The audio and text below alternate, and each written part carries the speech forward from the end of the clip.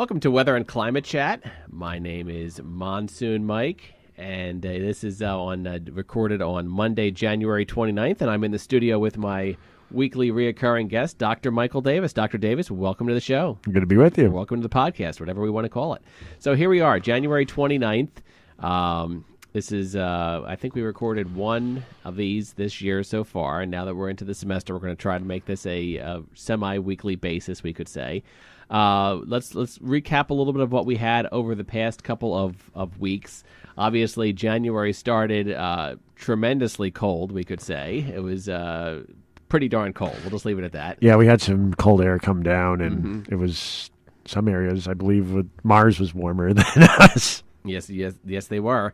And then, but for the past couple of weeks, like somewhere around the 12th, 13th, 14th, 15th, 16th of January, we got into a little bit of a pattern change where it's been, seasonably average. We had one or two unseasonably warm days, but generally it's been fairly benign over the past few weeks. Yeah, we really haven't had that much in the way of drastic changes in weather compared to what we saw earlier this month, and it looks pretty much quiet for most of January right now, but we're transitioning to February, and it looks like there's going to be something down the pipe for February. Yeah, and I forgot to mention off the air when you and I were preparing that furry little rodent is going to be making his appearance later this week with his prognostication. Yes. So we'll see what he has to say. I think Friday is the big day.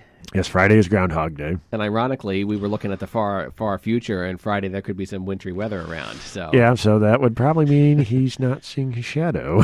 So that would mean an early spring. So yeah, that'd be kind of ironic that we'd be getting some winter weather, and then he wouldn't see his shadow. And we'll let him have his day in the light coming up shortly. But before or lack thereof. But before we get that far and talk about Friday, let's talk about we have a little event coming on Tuesday, which is tomorrow if you're listening to this on Monday, or today if you're listening to this on Tuesday. What do we have, Dr. Davis? We have a pretty weak low pressure system that's coming up the East Coast, coupled with a low pressure that's coming out of the Great Lakes.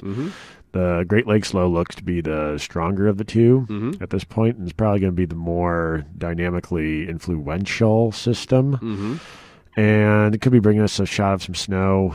Generally, it looks like about 1 to 2 inches. Although you and I were seeing could be some banding further toward the west. Yeah. That could be a little bit more, but the problem with banding is that you really don't know where that sets up, so it could very well start impacting, say, the Redding area, Kutztown. I would probably even venture to say the Lehigh Valley area, too. And that's the thing about, and thinking of it from a broader perspective, that's the thing about weather forecasting, is we've come so far over the past couple of decades with what we can do and the computer models and stuff. But when you're dealing with situations like these little snowstorms where you could have a band set up over like a 20-mile radius, and if that thing jogs left or right by 20 miles, could totally mess up a forecast. Yes, it very well could. And yeah. I teach about that in weather analysis, and the students always have a difficult time when we try to do our weekly forecasting for a snow belt city like Buffalo or Erie. For those areas, yeah. For those areas, you should just say a lot of snow, end of story. Just play it general. Yeah, just play it general. But, so some of the shorter range models that we were looking at kind of implies that snow starts moving in here Tuesday morning at around, I guess we could say dawn. That's a generic way to put it. 6, 7 in the morning. I think the one model was a little earlier. The one model was a little later. But generally around dawn time on Tuesday morning, we should be seeing some snow starting to fly. Yeah, and that's pretty much set up where we're going to have the convergence from the eastern wind versus the western wind coming from behind the front itself. Right. And or trough in this case, I should say. Right. And then Tuesday morning, it looks like it snows throughout. Light snow. I mean, we should stress that we're not expecting a whole lot. But if you happen to be under that little band of heavier snow, there could be some moderate snow in there as well. And it looks pretty quick hitting, almost like it's done by noon. Timing on this is bad, though, because if it's rolling in like right around 6, 7 o'clock in the morning, that could be bad for the morning rush hour. Yeah, the morning commute looks dicey at this point. Less than desirable, we'll say. But it looks fairly, like you said, fairly quick moving, and it gets out of here early afternoon on Tuesday, and then it's gone by 2, 3, definitely by 3, maybe by 1 or 2. It should be pretty much wrapped up in our area. Total accumulations I've seen anywhere from a coating to 3 inches called, and I would say that generally a coating to 2 inches is probably safe. But if you wind up under that that band of heavier snow, there could be an isolated 2 to 3. What do you think? Yeah, I'm with you on that, and I think a lot depends on where exactly that low is going to be set up, at least the coastal one, the weaker one. Right. Because I feel like that's going to be influencing how much moisture is coming in off the Atlantic and setting up that convergence area. Right.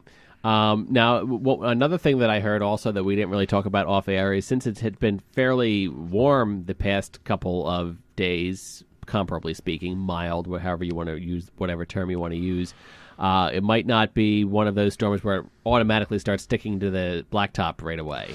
Yeah, it might be some time with a little melting. So it'll be more of a grass and tree storm for the first hour or so, and then eventually the roads. But either way, I would plan for less than desirable commuting on Tuesday morning. Yeah, I don't think the roads will be unpassable. No. But they'll be less than desirable. Yeah, less than desirable. Let's go with that. I love that term. Less than desirable. Okay. And then Tuesday's little storm gets out of here, and it looks like we're quiet for several more days, and models are kind of all over the place with a little event possibly on Groundhog Day on Friday. It looked like there was that ridge that was trying to work in from the south. Yeah, it looks like we try to like warm up a little bit.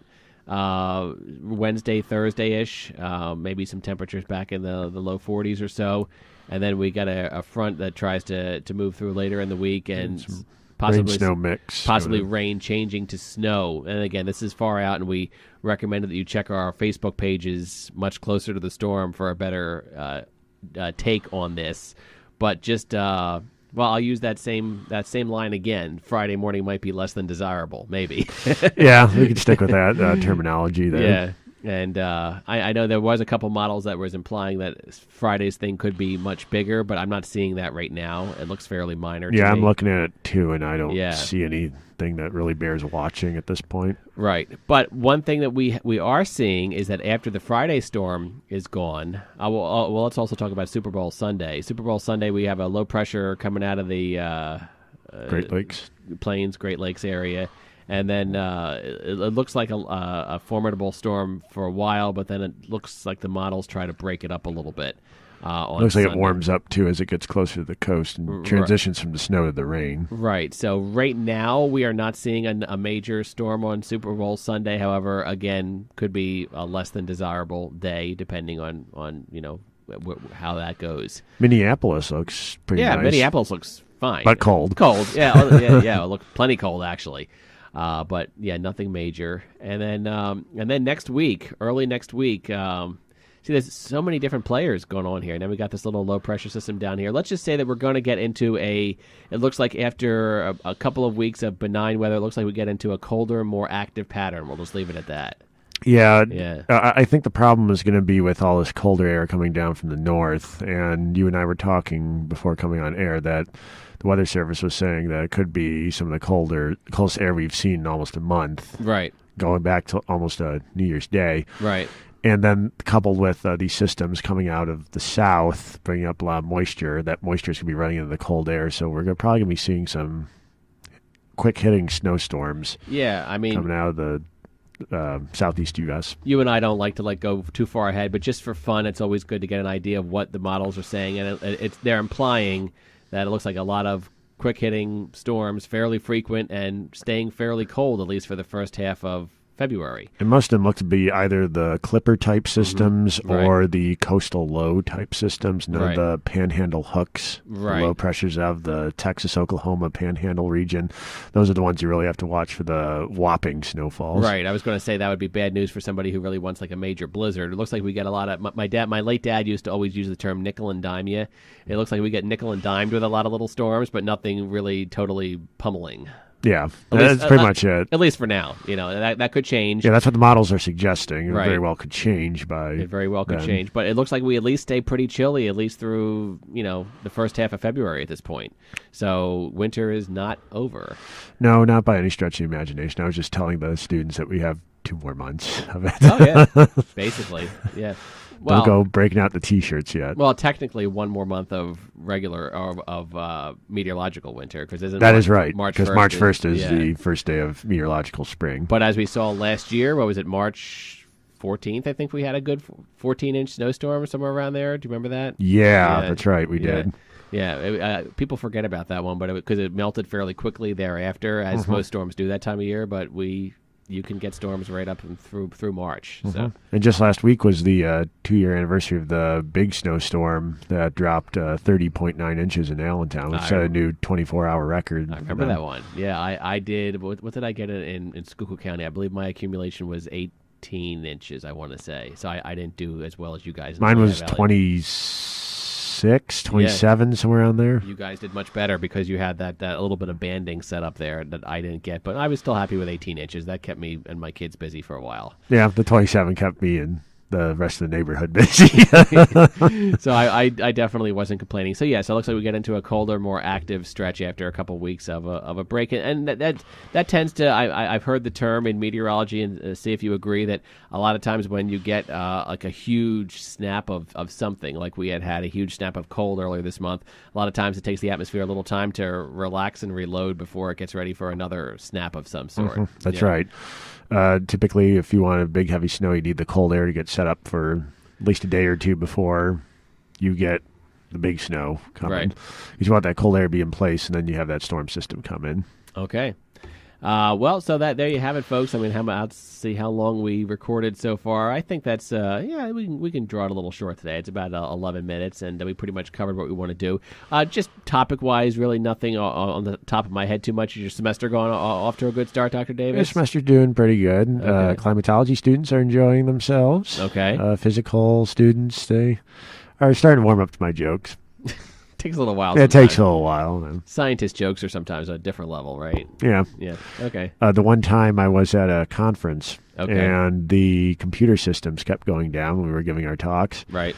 And mine went down when I was giving my talk. So while the computer was rebooting, I told a joke to the conference goers. Right. And it was, where did the air parcel go to get a drink? I don't know. Where did The nearest ISO bar. Oh, boy. There were crickets from the crowd. I might have to dig out my little ba-dum-bum-ching sound effect and insert that and insert that one right there. So well, I felt like I needed to come up with some type of joke off the top of my head would kill time. And if there was crickets, you probably would have been better off just waiting for the computer to reboot at that point. Yeah. Yeah, I probably should have. But Yeah. Oh, well. I try to liven things up. Try to. All right. Well, Dr. Davis, it's always a pleasure to have you here in the studio, and we will reconvene hopefully early next week, and we'll see what that furry rodent has to say on Friday. Yeah, well, I'll see what Our Phil has to say. Our competition in the world of weather forecasting. Yep, that's right. All right. We'll see you next week.